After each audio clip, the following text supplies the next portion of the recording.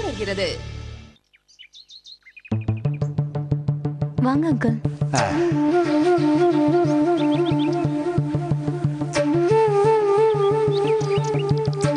அம்மாடி, நம்ம பேசும்போது ஜீவாவும் கூட இருந்தா நல்லா இருக்கும்னு தோணுச்சு. அதான் கூட்டிட்டு வந்தேன். இருக்கலாம்ல? வாங்க.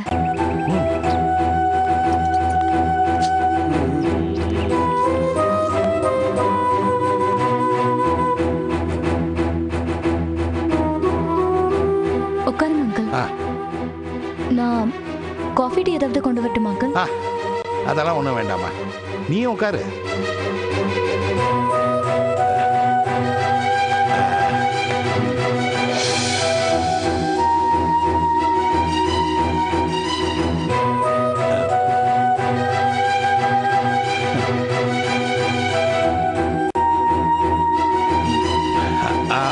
நான் சுத்தி வளைக்க விரும்பலம்மா, நேரடியாகவே விஷயத்துக்கு வந்துடுறேன். ஜீவா எனக்கு ரொம்ப வேண்டியவன், என் புள்ள மாதிரி. உன்னையே எனக்கு நல்லா தெரியும். அந்த உரிமையில தான் நான் பேசுறேன். புரியுது அங்கிள், சொல்லுங்க. நான் கேட்கறதுக்கு மட்டும் நீ உண்மையா பதில் சொல்லு. எதா இருந்தாலும் தைரியமா ஒளிவு மறைவில்லாம பேசு. ஜீவாவை உனக்கு பிடிக்கும்ல?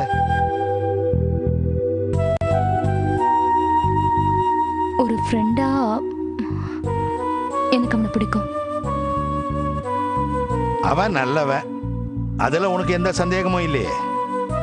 இல்ல. இந்த காதலை சொல்றதுக்கு முன்னாடி அவன் நீ வெறுக்கிற மாதிரி ஏதாவது பண்ணிருக்கிறானா? இல்ல. சோ அடிப்படையா உனக்கு ஜீவா மேல எந்த வெறுப்போ கோபமோ கிடையாது, ரைட்? நீன்றத மறந்துருமா. வேற யாராவது ஒருத்தர் ஜீவா மாதிரி ஒருத்தனை காதலிக்கிறதா சொன்னா நீ என்ன சொல்லுவ?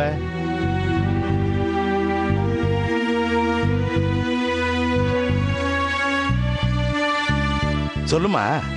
நல்ல பையன், மிஸ் பண்ணிடாதன்னு சொல்றதுக்கு வாய்ப்பு இருக்கா? ஆமா.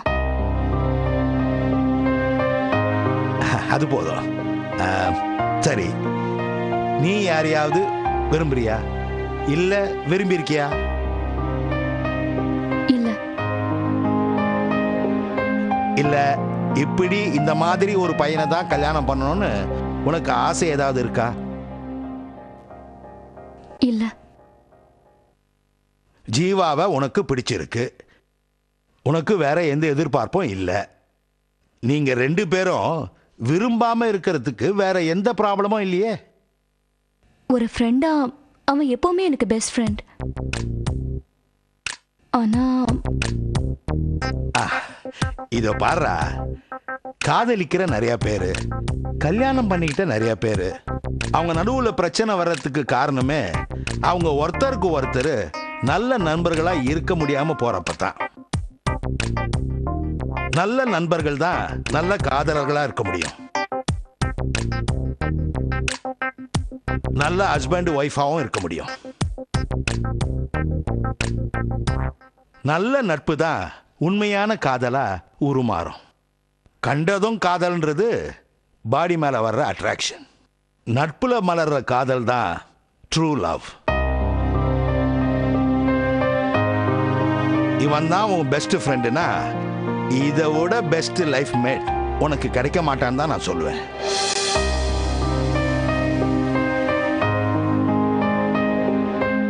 உங்க வீட்டுல காதலால ஒரு பிரச்சனை நடந்திருக்கு, உங்க அப்பாவை இழந்திருக்கிற, உண்மைதான். அதுக்காக காதலே தப்புன்னு சொன்னா எப்படிமா? அம்மாவை கஷ்டப்படுத்திட்டு என்னால எதையும் செய்ய முடியாது அங்கிள். அப்போ உனக்கு ஜீவாவோட எந்த பிரச்சனையும் கிடையாது, கரெக்டா சொல்லு. இல்ல, அம்மாவுக்கு ஜீவாவை நீ நேசிக்கிறதுக்கு எந்த பிரச்சனையும் இல்லை, இல்லையா? எனக்கு இல்ல. ஆனா உங்க அம்மா ஜீவா தான் இந்த வீட்டு மாப்பிள்ளைன்னு சொன்னா நீ ஏத்துப்பியா, ஏத்துக்க மாட்டியா? அம்மா அப்படி சொல்றதுக்கு சான்ஸே இல்ல அங்கிள். ஒத்துக்கிட்டா அது நடக்காது அங்கிள். ஒத்துக்கிட்டாங்கன்னு வச்சுக்கோ, நீ என்ன பண்ணுவ?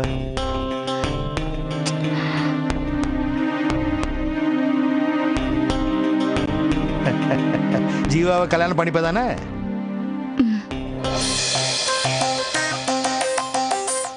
சந்தோஷமா பண்ணிப்பியா? அப்படிதான் நினைக்கிறேன். கரெக்டா சொல்லுமா. எஸ். உங்க அம்மா ஜீவா தான் மாப்பிள்ளைன்னு சொல்லுவாங்க. அதுக்கு 1% கூட சான்ஸே இல்ல. வெயிட் பண்ணு, சொல்லுவாங்க. சொல்ல வைக்கிறோம். உங்க அம்மா சம்மதிச்சா மட்டும் நீ ஜீவாவை கட்டிக்கிட்டா போதும், இல்லைன்னா வேணாம். இது உனக்கு ஓகே தானே? என்னடா ஓகேவா? இதோ பாருமா, எல்லா காதலும் பின்னால பல்பு எரிஞ்சு மண்டக்குள்ள மணி அடிச்சு பரவசமாகி ஆரம்பிக்கிறது இல்ல. சிலது அப்படி இருக்கும். பாதி காதல் நமக்கே லேட்டா தான் தெரிய வரும்.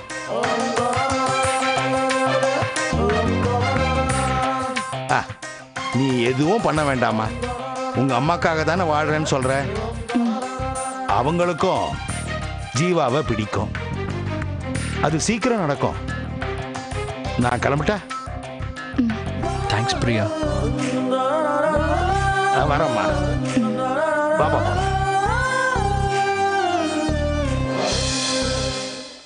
ஐடெக்ஸ் டாஸ்லர் வழங்கும் அன்பே வா ஒரு சிறிய இடைவேளைக்கு பின் தொடரும். ஐடெக்ஸ் டாஸ்லர் பரிசு போட்டி. இன்றைய அன்பே வா கேள்வி: மாஸ்டர் ஜீவாவின் காதலுக்காக யாருடன் பேசுவதாக கூறினார்? ஏ ஏஞ்சல், பி பிரியா, சி தேவி.